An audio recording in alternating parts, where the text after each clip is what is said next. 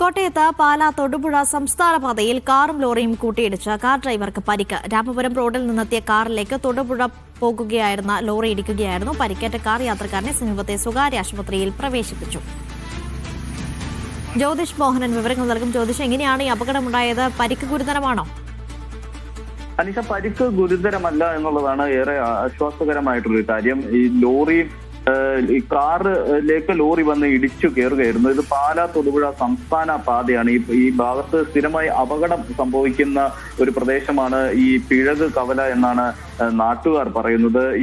ഈ റോഡിലൂടെ രാമപുരം റോഡിൽ നിന്നും മെയിൻ റോഡിലേക്ക് പ്രവേശിക്കുകയായിരുന്നു കാർ. അപ്പോഴാണ് പാലയിൽ നിന്നും തൊടുപുഴ ഭാഗത്തേക്ക് പോകുന്ന ലോറി വന്ന് ഇടിച്ചത്. അങ്ങനെ അത്തരത്തിലാണ് ആ ദൃശ്യങ്ങളിൽ കാണാൻ ലോറി വന്ന് ഇടിച്ചു കയറുന്നത്. ഏതായാലും അപകട സമയത്ത് ശക്തമായി മഴയുണ്ടായിരുന്നു. അതുകൊണ്ട് വിസിബിലിറ്റിയുടെ പ്രശ്നമുണ്ടെന്നാണ് ലോറി ഡ്രൈവർ പിന്നീട് പ്രതികരിച്ചത്. ഏതായാലും നിലവിൽ ഈ അപകടത്തിൽ പെട്ട കാർ ഡ്രൈവറെ പരിക്കുകളോടുകൂടി സമീപത്തുള്ള ഒരു ആശുപത്രിയിൽ പ്രവേശിപ്പിച്ചിരിക്കുകയാണ്. പരിക്ക് ഏതായാലും ഗുരുതരമല്ല എന്നുള്ളതാണ് ആശ്വാസകരമായ കാര്യം. അനീഷ, ശരി.